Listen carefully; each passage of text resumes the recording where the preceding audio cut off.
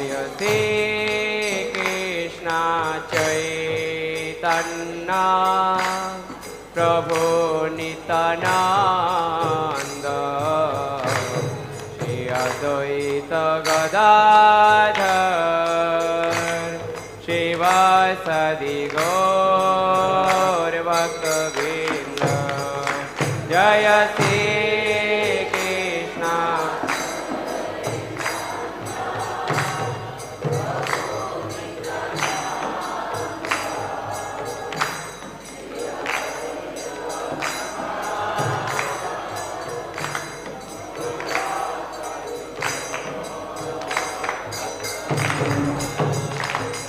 Krishna Hare Krishna, Krishna Krishna, Hare Hare, Hare Rama,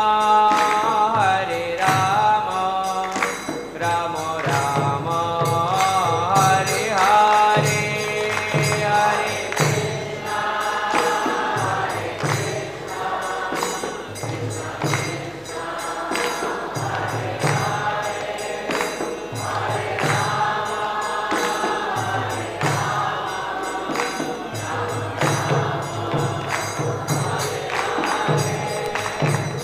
Hare Krishna,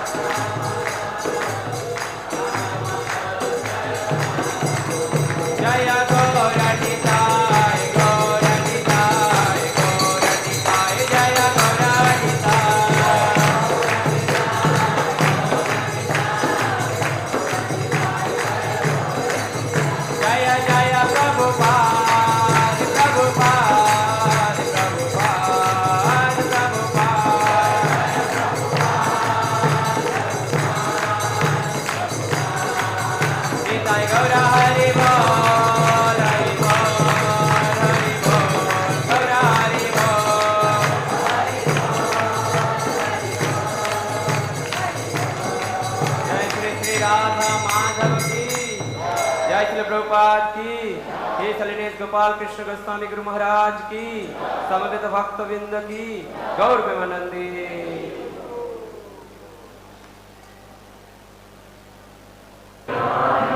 Om Namo Bhagavate Vasudevaya. Om Namo Bhagavate Vasudevaya. How many of you were there yesterday for the Gurukul function at the new land? Did you all like the land? Actually, for Krishna's grace was a very nice program. We had called some important dignitaries and they all agreed to help us to do the needful.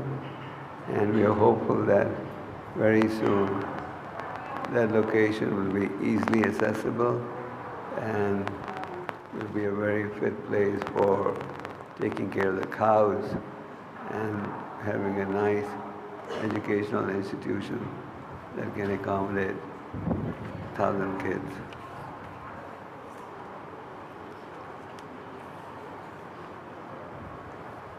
Srimad Bhagavatam, Canto 5, Chapter 6, Text 3.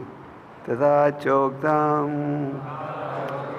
na kurya Karichir Sakyam Manasi Yanavasite Yad Vishramba Chiraj Chirnam Chakshanda Tapa Aishwaram. Hare Krishna. Na kuryat karchit sakyam manasi yanavastite yad vishrambhat chirag chirnam chaskanda tapa aishwaram.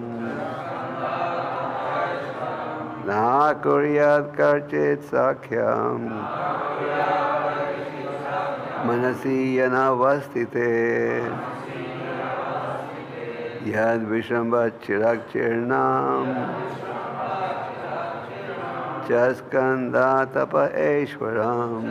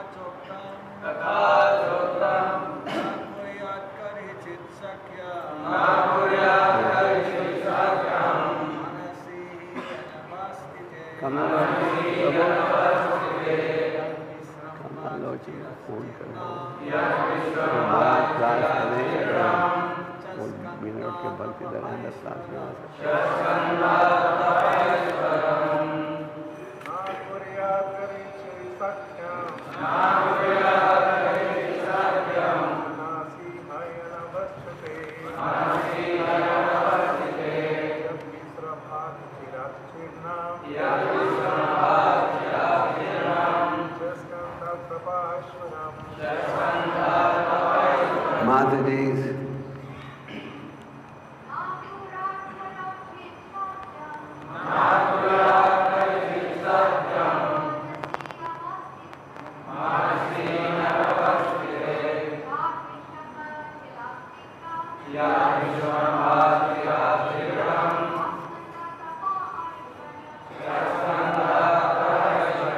Tatha so cha and uktam it is said now never kurya should do karchit at any time or with anyone sakya friendship manasi in the mind he certainly anavastite which is very restless in which vishrambha from placing too much faith chira for a long time chirnam practiced chaskanda became disturbed tapa the austerity aishwaram of great personalities like Lord Shiva and the great sage Saubhari. So what is restless? Oh, okay, yes sir.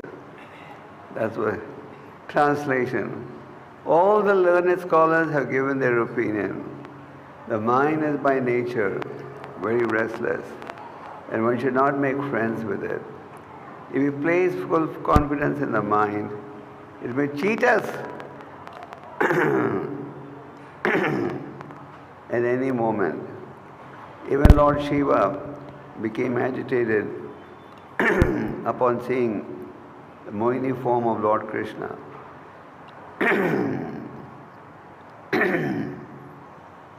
And Saubhari Muni also fell down from the mature stage of yogic perfection.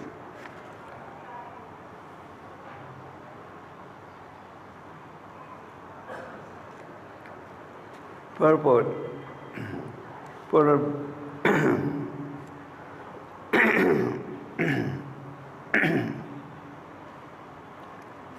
Purport by Divine Grace, A.C. Bhaktivedanta Swami Srila Prabhupada. Srila Prabhupada ki. The first business of one trying to advance in spiritual life is to control the mind and senses. As Sri Krishna says in Bhagavad Gita, Mame Vamsa Jiva Loke Jiva Bhuta Sanatana. Although they are living entities and part and parcels of the Supreme Lord and are therefore in a transcendental position, they are still suffering in this material world and struggling for existence due to the mind and the senses. To get out of this false struggle for existence and become happy in the material world, one has to control the mind and senses and be detached from material conditions. One should never neglect austerities and penances. One should always perform them. Lord Rishabh personally showed us how to do this. In the Srimad Bhagavatam, it is specifically stated, Matra Sparsha Dohitra Va Nivilaga Bhavet. A grihastha, vanaprastha, sannyasi and brahmachari should be very careful when associating with women. One is forbidden to sit down in a solitary place, if it is with one's mother, sister or daughter. In our Krishna conscious movement, it has become very difficult to disassociate ourselves from women in our society, especially in Western countries.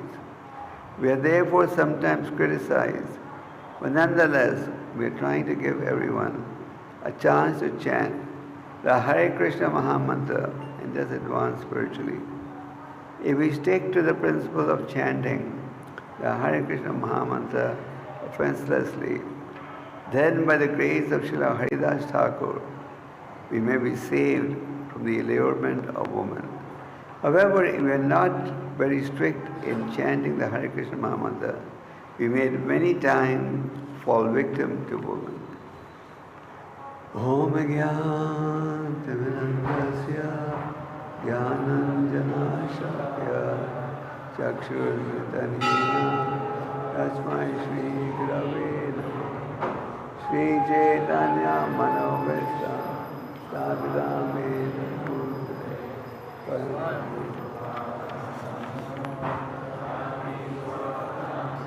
Vandeham Shri Guru Shri Yuta Padakamlan Shri Gurun Vaishnavamsa Shri Rupam Sarvata Sahagana Raghunathan Vitam Samsadevam Sadvaitam Savadhutam Vijana Saitam Krishna Chetam Shri Radha Krishna Padan Sahagana Dalita Shri Vishakhanvitamsta He Krishna Karuna Sindhu Dinabandhu Jagatpate Gopesha Gopika Radha Kantana Tapta Kanchana Gauraki Radhe Vrindavaneshwari Rishabh Sutri Pranamami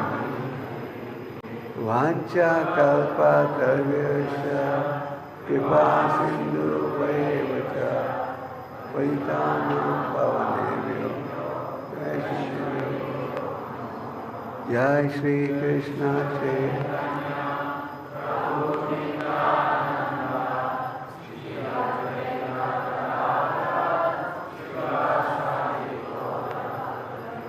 Hare Krishna, Krishna Krishna, Hare Hare, Hare Rama,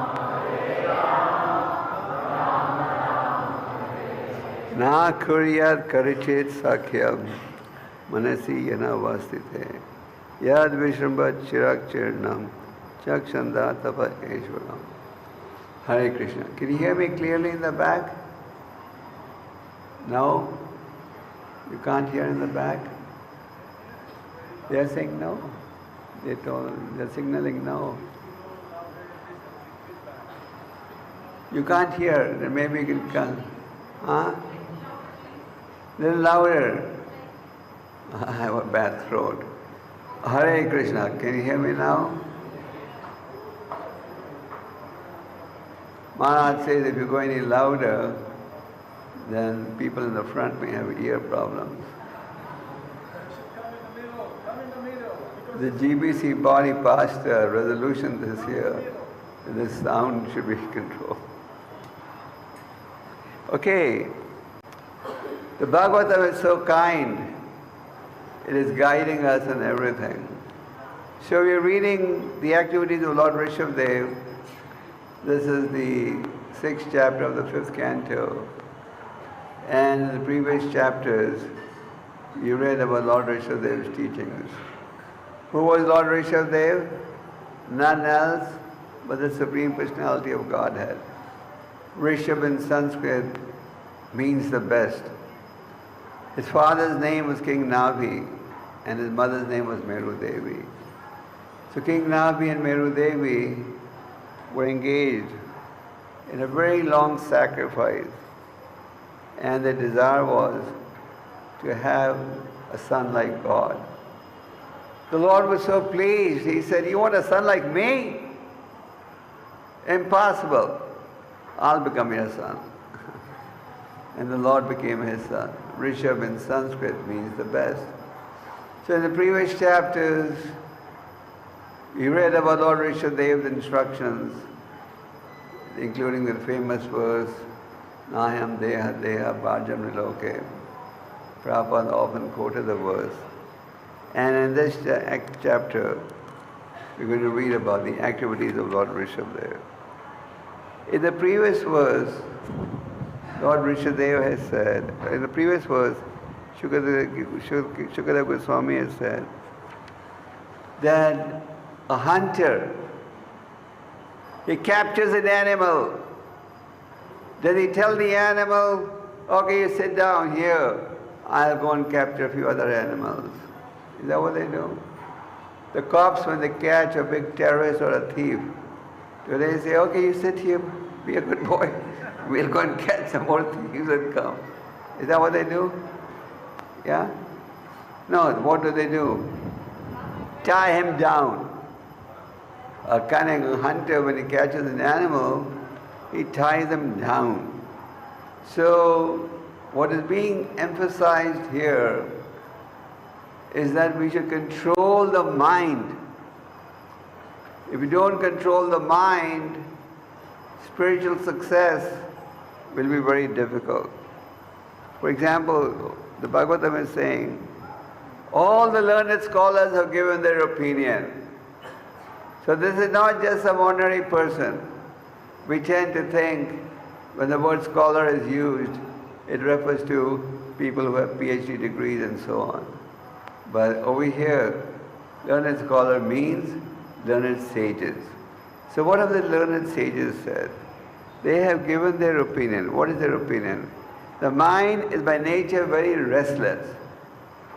Who is that famous personality who said the mind is restless? Huh? Where? Which chapter? Okay. So in the 6th chapter, Krishna discusses the principles of Dhyana Yoga. Krishna says one should make friends with the mind. When is the mind considered to be your friend? When the mind is thinking of spiritual activities.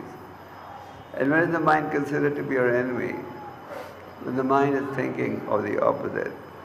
Now on the same theme, the verse today is explaining that by nature the mind is very restless. Arjuna said, Chanchalai Mana Krishna. Oh Krishna, this mind is so restless, turbulent, very restless, very strong, so strong that you know that something is wrong, still you go ahead and do it. The mind is technically to be working under the intelligence. But the mind is so strong, it overpowers the intelligence. So therefore, the learned sages are saying, don't make friends with it. In other words, if the mind is telling you something detrimental for spiritual advancement, don't follow. But the mind is telling you, come on, increase your service to Krishna Balaram, and you want to do that, then it's okay. So when it says don't make friends, it is mainly talking about making friends with a restless, turbulent, uncontrollable mind. If the mind is in control, like Amrish Maharaj says, Sarve Mana Krishna Padara Vilayo. May my mind always focus at the lotus feet. So, if we want to succeed spiritually, don't place full confidence in the mind. The mind is considered to be the mind is considered to be your worst enemy if it is not controlled.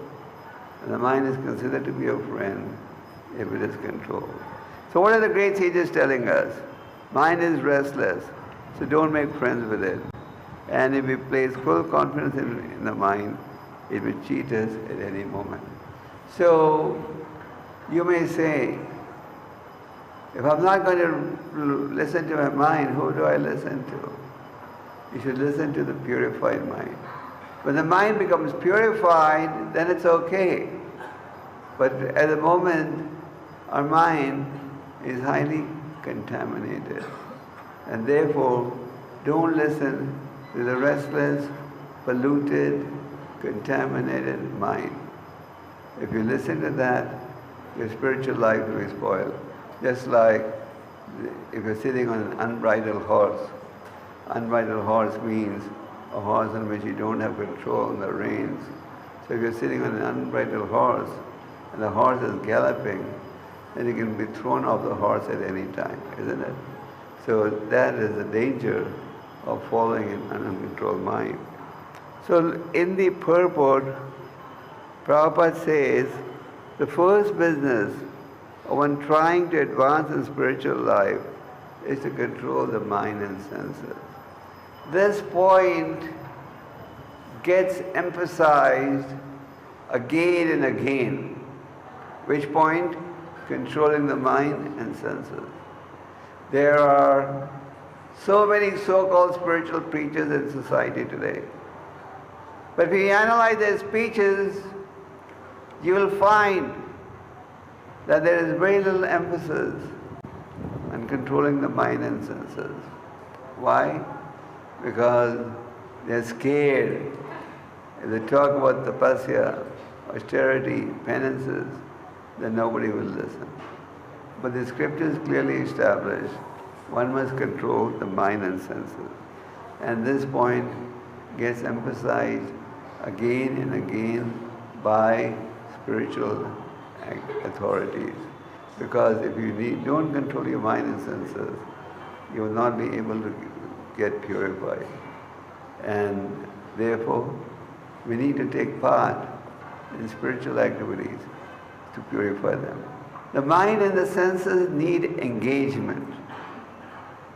It's not that you can tell the mind to just keep quiet. You have to engage the mind positively. If you engage the mind negatively, then the mind is your worst enemy. But if you engage the mind positively, then the mind can also become your best friend.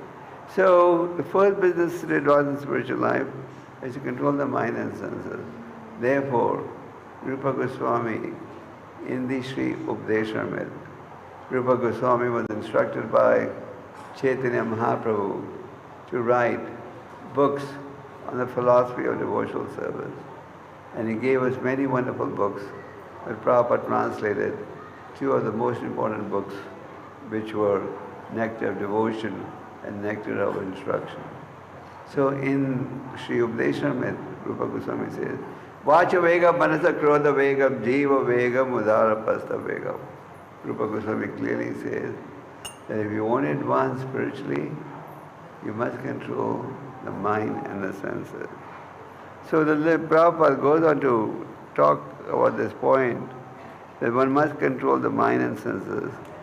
And in the previous verse, Prabhupada quotes that famous verse from the 18th chapter of the Gita, where Krishna says, 3 things should never be given up: yajna, dana, and tapasya.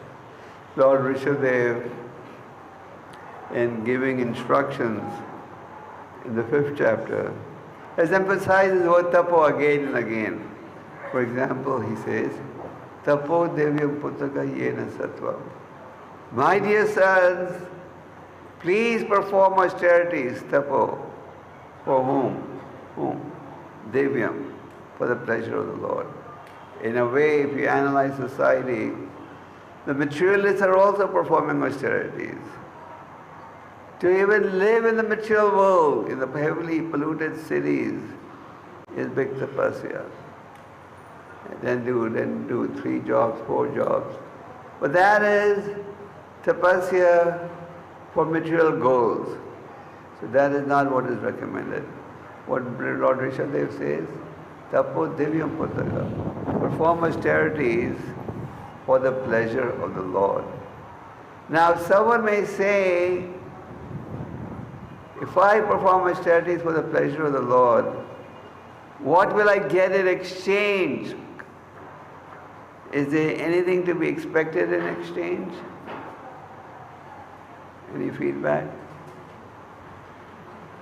Lord Rishabh gives us the answer.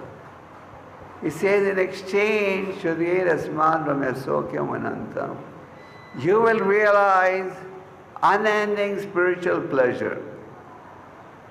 Devotees, when they come to Krishna conscious movement, they should not think that if I perform some austerity to achieve success in spiritual life, this austerity will go in vain. No, it will not go in vain. It will give you spiritual pleasure. It will give you unending spiritual pleasure. That confidence must be there. That when we make some sacrifice to please Krishna, it will not go in vain. You'll get unending spiritual pleasure. So this point gets repeated again and again in the scriptures. Just like Chaitanya Mahaprabhu explains what's one of the benefits of chanting the Hare Krishna mantra. He says, Ananda Buddhi Vardhanam. If you chant the holy names of Krishna sincerely, then it will give you unending spiritual pleasure. So what is being emphasized here is the need to control the mind, the need to engage the mind positively. The mind needs engagement. Prabhupada has made this point hundreds of times in his lectures. The mind needs engagement. But how do you engage the mind? We need to engage the mind positively. If we don't learn to engage the mind positively, then there will be trouble. Now Krishna gives us so many examples of engaging the mind positively. For example, Krishna says again and again, Man mana bhava mad bhakto madhyaji man namaskuru. Think of me, bow down to me, offer your homage unto me, become my devotee. Krishna is saying that, think of me. And he has made that point many times. Why? Because Krishna knows the mind needs engagement. The mind cannot operate in vacuum. Our philosophy is the mind and the senses, they all need engagement. But we need to engage them positively.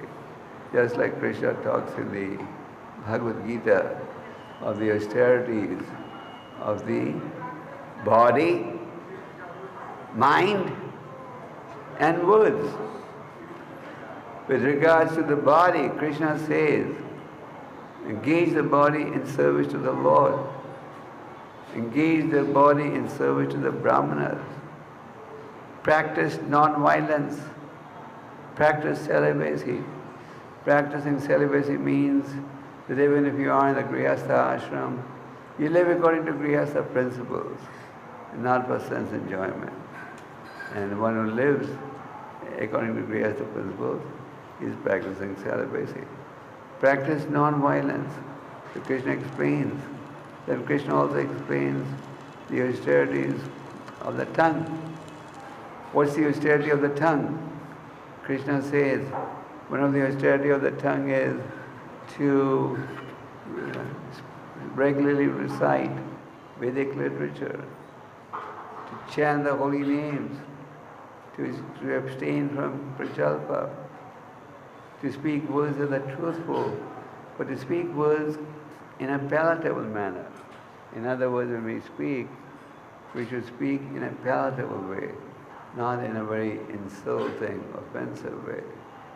Krishna also explains the austerities of the mind. Engage the mind positively. So, the point that is being made here is, don't listen to the restless mind. Don't listen to the polluted mind. Control your mind and senses. Perform austerities. Austerity means we voluntarily give up what is detrimental for spiritual advancement, and we accept what is conducive for spiritual advancement. This was explained very nicely by Chaitanya Mahaprabhu when he was explaining to Sanatana Goswami the 6 principles of Sharanagati. Sharanagati means to surrender. Rupa and Sanatana at one time were both holding very important positions, but then they both withdrew from government service. And Lord Chaitanya instructed Rupa Goswami in Prayag and later on Sanatana Goswami on the process of surrender. So Chaitanya Mahaprabhu listed 6 factors. First one was to accept what is favorable for spiritual advancement and to reject what is unfavorable for spiritual advancement. So the learned scholars are giving us very useful information. The problem is we don't take advantage of this information. If we were to take advantage of this information, then there's no question of not succeeding on the spiritual path. Therefore, the spiritual advice we get is Shastra Chakshu. See everything through the eyes of the scriptures. Then you're bound to succeed. So, what is being said is, don't listen to the restless mind. Don't make friends with your mind when it is restless. If the mind is in control, if the mind is positive, then you can make friends with the mind. But if the mind is restless, then don't make control. And the mind is trying to cheat us all the time. The mind is trying to mislead us, but we still place maximum faith in the mind. We say, no, I want to do this. My mind says I should do this. Don't place faith in the mind. If you place your faith in a turbulent mind, then your spiritual life is doomed. So therefore, Prabhupada is making the point in the purport again and again and again that practice austerities, control the mind and the senses. And Prabhupada says, how can this be controlled? This can be controlled by offenseless chanting of the holy name. Chanting of the holy name is beneficial in any situation. But if we want to cleanse the heart, chetu darpan marjanam. We want the anarthas to be cleansed.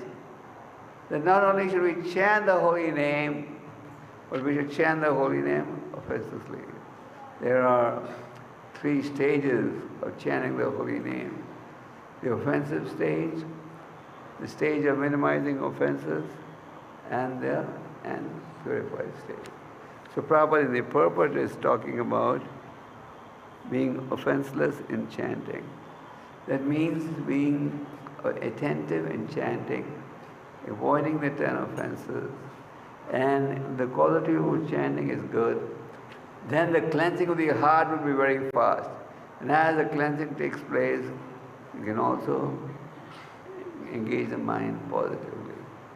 So it is important that we not only chant our rounds, but we also chant around the offenses. Now, we made the point that the mind needs engagement. And in this verse, there is reference to Saubhari Muni. You heard of Saubhari Muni? He was a very powerful yogi. He was living underwater, like the modern day submarines do. They don't have yogis anymore who can live underwater. So now they have invented the submarine. The submarine goes so deep underwater, and it has all the facilities you need for living. Usually the Navy has submarines so that they can carry weapons and shoot and nobody can detect them. But they have submarines, and then they have detection devices by which they can track down the submarines. Just like in these Western countries like America, everyone has a device in the car that tells you if a policeman is standing ahead to see if you're not going beyond the speed limit. But then they have, and the police people have radars by which they can see from a distance the car is overspeeding, so stop them. But then at the same time they have anti-radar equipment. So you have that in your car, it goes beep, beep, beep. That means the police is standing ahead of it. Slow. So what they do, they just slow down. So it's a funny case in the material world, isn't it? On the one hand, they have devices by which you can track down if somebody is overspeeding, and on the other hand, they permit you to sell devices that can check you from doing what you're supposed to do. So they have these submarines. So Saubhari Muni was a yogi, very powerful yogi. But then being underwater, he saw two fishes mating. And he started meditating on the joys of sex life. And as a result, his austerity was broken.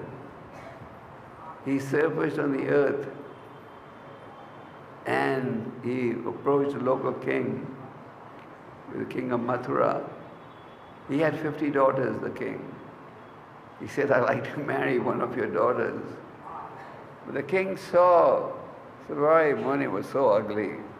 Long beard, long nails, long hair. In his heart, he didn't want to give his daughter in marriage to an ugly man. So he very diplomatically said, if my daughters want to marry you, I have no problem. But I'm not going to force them to marry you. So when Saubhari Muni went to the palace where the 50 daughters were residing, they all saw him and shut the door. Ugly. So Saubhari Muni was a very powerful yogi. He knew that they have rejected him because of his ugly looks, long hair. And he knew this was there because, he was practicing deep austerities in the water, in the Yamuna. So he said, okay, I'm going to teach them a lesson. I'm going to show them my mystic powers. So by his yogic powers, he became a very handsome young man. In fact, most handsome man on the planet. And then, when the 50 sisters saw this young, handsome man, they all said, I should marry him.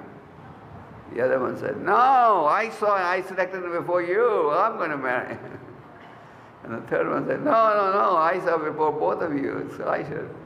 So Saubhari Muni could see that the sisters who were so friendly with each other are now all fighting to get him as their husband. So he married all 50 of them. And he had 100 more sons from each of them. He was a powerful yogi. But he could see that, and by his chanting of mantras, he could create very opulent palaces. And he created very opulent palaces. So opulent that his father-in-law said, his father-in-law was very proud that I'm a powerful king. But then the father-in-law said, boy, my son-in-law's palaces are better than my palace. He became more humble. But Saubhari Muni realized, even after all this opulence, etc., that he's not finding real happiness. He saw, he had all the facilities for sense enjoyment, but he was still unhappy. And he began to lament, why did I get attracted to the meeting of the fishes and start meditating on that? And this has caused my downfall. So he decided to not do this anymore. And he took vanaprastha, went to the forest to again practice extreme austerities. And his 50 wives, they were loyal to their husband. They all followed him to the forest, and they all performed austerities. So this story is there. Of course, there's an explanation that Saubhari Muni fell down from his deep meditation because he had once offended Garuda. He had prevented Garuda from eating a fish by giving the fish shelter. But nevertheless, this story goes to illustrate every story in the Srimad Bhagavatam has a purport, has a theme, has a message for the conditioned soul. And one of the lessons you get from Saubhari Muni is he just started meditating on the mating of fishes, and his spiritual life got smashed. Therefore, we should practice the art of positive thinking. In the material world, they do talk about positive thinking. But what they mean by positive thinking is, hey, think, be ambitious, think how you can make more money, think how you can get more sense enjoyment. That is called positive thinking in the material world. Yeah. If you go for a job interview and you don't sound very ambitious, they don't give you a job in America. You have to sound as if you're going to take out the whole world. So they call that the art of positive thinking. But for a spiritualist, positive thinking means engaging the mind positively. Just like when Chaitanya Mahaprabhu went to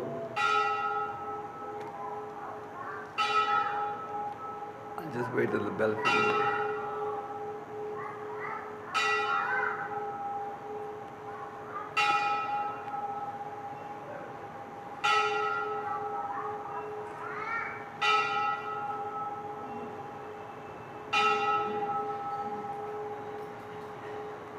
Just like when Chaitanya Mahaprabhu converted the staunch impersonalist Sarvabhauma Bhattacharya to the path of personalism. And then he was headed for South India. And as he was heading for South India, his devotee Sarvabhauma Bhattacharya told him, in the south he'll meet a great devotee called Ramarendra Roy, who at that time was the governor of South India, Tamil Nadu, Madras. So Chaitanya Mahaprabhu met Ramarendra Roy. Where? Who knows? On the banks of the river Godavari. iskcon has a nice temple there. And the Lord asked him many questions. One of the questions the Lord asked him is, what should a living entity constantly think about? And what did Ramarendra Roy say? Think about the form of the Lord, the pastimes, the qualities, and the pastimes of the Lord. So there are many wonderful pastimes of the Lord. And one of the pastimes of the Lord is this pastime of Chandan Yatra. The Chandan Yatra is actually a very old pastime. At one time, Lord Jagannath had told King Indradumna to perform this pastime. And the Chandan Yatra program first started in Jagannath Puri, where they would put Chandan on the body of Lord Jagannath, but just leave the eyes open so Lord Jagannath could see. But in our line, this pastime was first exhibited by the great sage Madhavendra Puri. Madhavendra Puri was the spiritual grandfather of Chaitanya Mahaprabhu. Chaitanya Mahaprabhu's spiritual master was Ishvara Puri, and his spiritual master was Madhavendra Puri. Madhavendra Puri was a very advanced devotee. He was always engaged in worshipping the Lord, chanting the names of the Lord, meditating on the Lord, and he would not even eat anything unless somebody offered it to him. Not like us. Come on, I must have breakfast, lunch, dinner. I must have it at the right time. He would never ask anyone for anything. So once Madhavendra Puri had completed his parikram of Govardhan, and he was just resting at Govinda Kund. When you do the Govardhan parikram, and when you come to Govinda Kund, the Pandas normally tell you, this was Madhavendra Puri's baitak, isn't it? So after taking parikram, he sat down at Govinda Kund. And as he sat down there was a very handsome boy who came with a pot of milk and told the handsome boy and told the sage, I know that you are hungry. Take this milk from me, and I will go and milk my cows. Then I'll come back and take this glass, this pot. So Madhavendra Puri said, how did you know that I'm hungry and thirsty? And the village boy said, the ladies were going to take the water from the well. Seeing your face, they could realize that you were hungry. So this is this milk. Please drink the milk, and I will come back and take this pot. Madhavendra Puri was struck by the beauty of this boy. He had never seen such a handsome boy, and he had never heard such a beautiful, melodious voice. Everything that Krishna does is outstanding, isn't it? He drank the milk and he dozed off, slept. He waited for the boy to return to take the pot. The boy never came. And he dozed off to sleep a little bit, like some of you doze off in the Bhagavatam class. But you're dozing off early in the morning. Madhavendra Puri had done the Govardhan parikram. Om Namo. जय श्री श्रीमद गोपाल कृष्ण गोस्वामी गुरु महाराज की, जगत गुरु शिल प्रभुपाद की, अनंत कोटि वैष्णव भक्तविंद की, समवेत गौर भक्तविंद की, निताय गौर प्रेमानंदे।